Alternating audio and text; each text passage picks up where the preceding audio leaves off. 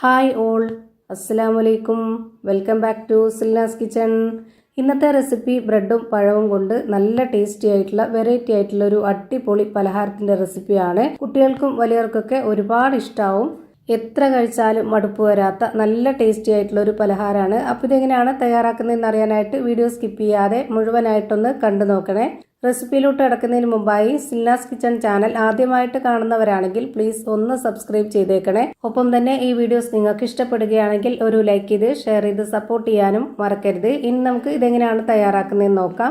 ഇതിനു വേണ്ടി ആദ്യം തന്നെ ചെറിയൊരു നേന്ത്രപ്പഴം എടുത്തിട്ടുണ്ട്. പഴുത്തിട്ടുള്ളതാണ്. അതിന്റെ തൊലിയൊക്കെ കളഞ്ഞതിന് ശേഷം ഒന്ന് കട്ട് ചെയ്തെടുത്തിട്ടുണ്ട്. പിന്നെ ഞാനിവിടെ 8 ബ്രെഡ് എടുത്തിട്ടുണ്ട്.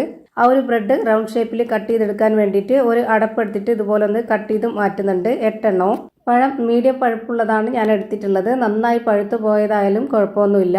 അപ്പോൾ ഞാനിവിടെ ബ്രെഡും കട്ട് ചെയ്തിട്ട് മാറ്റി വെച്ചിട്ടുണ്ട്. ഇനി നമുക്കൊരു മിക്സിയുടെ ജാർ എടുക്കാം. അതിലേക്ക് കട്ട് ചെയ്ത് വെച്ചിട്ടുള്ള പഴം ഇട്ട് കൊടുക്കാം. ഇനി നമുക്കിത് നല്ലൊരു മധുരത്തിന്റെ പലഹാരം ആയതുകൊണ്ട് തന്നെ ഇതിലേക്ക് പഞ്ചസാര ഇട്ട് കൊടുക്കാം. ശർക്കരപ്പൊടിയാണെങ്കിലും ഇട്ട് കൊടുക്കാം.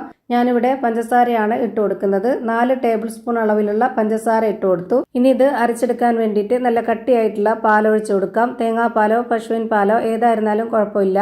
ഞാൻ ഒഴിച്ചു കൊടുത്തിട്ടുള്ളത് പശുവിൻ പാലാണ്. ഇനി ഇതിലേക്ക് ഒരു നുള്ള് ഏലക്കാപ്പൊടി ഇട്ട് കൊടുക്കുന്നുണ്ട്.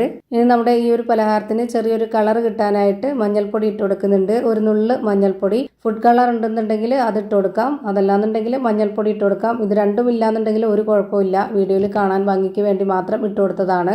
ഇപ്പോൾ ഞാനത് അരച്ചതിന് ശേഷം മാറ്റി വെച്ചിട്ടുണ്ട്. ഇനി അടുത്തതായിട്ട് ഒരു ബൗളിലേക്ക് 2 കോഴിമുട്ട പൊട്ടിച്ചൊഴിച്ചു കൊടുക്കാം. ഇനി അതൊരു ഫോർക്ക് സ്പൂൺ വെച്ചിട്ടോ അല്ലാന്നുണ്ടെങ്കിൽ ഇതുപോലൊരു വിസ്ക് വെച്ചിട്ടോ നന്നായിട്ടൊന്ന് അടിച്ച് പതപ്പിച്ചെടുക്കാം. ഇതുപോലെ നന്നായി അടിച്ചെടുത്തതിന് ശേഷം ഇനി നമുക്കിതിലേക്ക് നേരത്തെ അരച്ച് വെച്ചിരുന്ന ആ ഒരു പഴത്തിൻ്റെ മിക്സ് ഒഴിച്ചു കൊടുക്കാം. പഴം ഫുള്ളായിട്ട് അരഞ്ഞു കിട്ടാതെ ചെറുതായിട്ട് കട്ടകട്ടായിട്ടൊക്കെ കിടപ്പുണ്ട്. അത് കുഴപ്പമില്ല. നമുക്ക് കടിക്കാനായിട്ട് കിട്ടുമ്പോൾ നല്ല ടേസ്റ്റാണ്. ഇനി ഈ ഒരു മുട്ടയും പഴവും നന്നായിട്ട് ഇളക്കി യോജിപ്പിച്ച് കൊടുക്കുന്നുണ്ട്.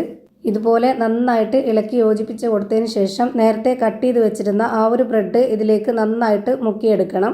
ഇതുപോലെ തിരിച്ചു മറിച്ചൊക്കെ ഇട്ട് കൊടുത്തിട്ട് നന്നായിട്ടൊന്ന് മുക്കിയെടുത്തതിന് ശേഷം നമുക്കൊരു പ്ലേറ്റിലേക്ക് മാറ്റാവുന്നതാണ്. ഒരെണ്ണം ഇതുപോലെ മുക്കിയെടുത്തിട്ട് ഒരു പാത്രത്തിലേക്ക് മാറ്റിയിട്ടുണ്ട്. അടുത്തതും ഇതേപോലെ തന്നെ ചെയ്യുവാണ്. ആദ്യം നമുക്കിതുപോലെ 4 പീസ് ബ്രെഡ് ഇതുപോലെ മുക്കിയെടുത്തതിന് ശേഷം ഒരു പ്ലേറ്റിലേക്ക് ഇങ്ങനെ വെച്ച് കൊടുക്കണം.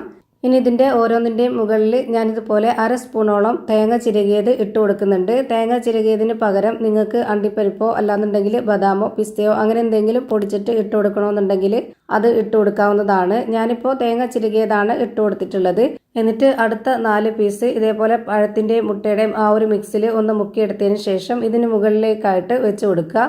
ഇനി നമുക്ക് സ്റ്റൗവിലേക്ക് ഒരു പാൻ വെച്ച് കൊടുത്തതിന് ശേഷം ഫ്ലെയിം ഓണാക്കി അതിലേക്ക് കുറച്ച് നെയ്യ് ഒഴിച്ചു കൊടുക്കാം. ഒരുപാട് നെയ്യൊന്നും വേണ്ട. വളരെ കുറച്ച് നെയ്യൊന്ന് ഒഴിച്ചു കൊടുത്തതിന് ശേഷം ഈ ഒരു പാന് നല്ല പോലെ ചൂടായിട്ട് വരുമ്പോൾ ഒന്ന് ലോ ഫ്ലെയിമിൽ ഇട്ട് കൊടുക്കണം. ലോ ഫ്ലെയിമിൽ ഇട്ടതിന് ശേഷം ഇതുപോലെ ഓരോന്നോരോന്നായിട്ട് വെച്ച് കൊടുക്കുക. ഒട്ടും തന്നെ ഇനി ഫ്ലെയിം കൂട്ടി വെക്കരുത്. ഈ ഒരു ലോ ഫ്ലെയിമിൽ തന്നെ കിടന്നുകൊണ്ട് ഇത് നന്നായിട്ട് വെന്ത് കിട്ടണം. ഇതിൻ്റെ അകമൊക്കെ നന്നായിട്ട് എത്ര സമയമാണോ വേവാനായിട്ട് എടുക്കുന്നത് അത്രയും സമയം വരെ ലോ ഫ്ലെയിമിൽ തന്നെ വെച്ചിരിക്കുക. അല്ലാന്നുണ്ടെങ്കിൽ പെട്ടെന്ന് കരിഞ്ഞു പോവും. ഒരു സൈഡ് ഇപ്പം വെന്ത് കിട്ടിയിട്ടുണ്ട്. ഞാനിതൊന്ന് തിരിച്ചിട്ട് കൊടുക്കുകയാണ്. ഇനി ഈ ഒരു ഭാഗം കൂടെ നന്നായിട്ടൊന്ന് വെന്ത് വരട്ടെ. ഞാനിപ്പോൾ ഇവിടെ എല്ലാം തന്നെ തിരിച്ചിട്ട് കൊടുത്തിട്ടുണ്ട്. ഇനി നമുക്ക് ഈ ഒരു ഭാഗം കൂടെ വെന്ത് വരുന്നവരെ വെയിറ്റ് ചെയ്യാം. ഇത് നന്നായിട്ടൊന്ന് ഇടയ്ക്കിടയ്ക്ക് പ്രസ് ചെയ്ത് കൊടുക്കണം. അപ്പോൾ ഇത് ഒന്നായിട്ട് കിട്ടും. ഇപ്പോൾ ഇതിൻ്റെ 2 ഭാഗവും നന്നായിട്ട് വെന്ത് കിട്ടി. ഇനി ഇതിൻ്റെ അരിഭാഗം വേവാനായിട്ട് ഇതുപോലെ ഒന്ന് കറക്കി കറക്കി കൊടുക്കുന്നുണ്ട്. ഇങ്ങനെ നമുക്ക് ഓരോന്നിൻ്റെയും അരികു ഭാഗം ഇതുപോലെ കറക്കി കറക്കി കൊടുത്തിട്ട് നന്നായിട്ട് വേവിച്ചെടുക്കാം. ഇപ്പോൾ ഒരു ബന്ന് പോലെ നല്ല ടേസ്റ്റി ആയിട്ടുള്ള ഒരു അടിപൊളി പലഹാരമാണ് റെഡിയായി കിട്ടിയിട്ടുള്ളത്. ഇതുപോലെ തന്നെ എല്ലാത്തിൻ്റെയും സൈഡ് ഭാഗം വേവിച്ചെടുത്തതിന് ശേഷം ഓരോന്നോരോന്നായിട്ട് എടുത്ത് മാറ്റുന്നുണ്ട്. സ്കൂളിൽ പോകുന്ന കുട്ടികൾക്ക് 10 മണിക്ക് സ്നാക്സ് ആയിട്ട് കൊടുത്തുവിടാനും അതുപോലെ തന്നെ വൈകിട്ട് സ്കൂൾ വിട്ട് വരുന്ന കുട്ടികൾക്കായാലും വീട്ടിലൊരു ഗസ്റ്റാണ് വരുന്നതെങ്കിലൊക്കെ ഇതുപോലെ ചെയ്തു കൊടുത്താൽ അവർക്കെല്ലാം ഇഷ്ടമാവും. ഇതിൻ്റെ അകം എങ്ങനെയാണ് ഇരിക്കുന്നതെന്ന് അറിയാനായിട്ട് ഇതൊന്ന് പൊട്ടിച്ച് കാണിക്കുന്നുണ്ട്. അപ്പോൾ ഇത്രയേ ഉള്ളൂ ഇന്നത്തെ വീഡിയോ ഇഷ്ടമായാൽ ലൈക്ക് ചെയ്യാനും കമൻറ്റ് ചെയ്യാനും ഷെയർ ചെയ്യാനും മറക്കരുത്. അതുപോലെ തന്നെ ഞാനിടുന്ന പുതിയ വീഡിയോസ് നോട്ടിഫിക്കേഷനായിട്ട് കിട്ടുന്നതിന് വേണ്ടി സബ്സ്ക്രൈബ് ചെയ്ത് ബെല്ലൈക്കൺ അമർത്തി അതിൽ ഓൾ എന്ന ഓപ്ഷൻ എനേബിൾ ചെയ്ത് കൊടുക്കാനും മറക്കരുത്. പുതിയൊരു വീഡിയോയുമായി വീണ്ടും വരും. Thank you for watching.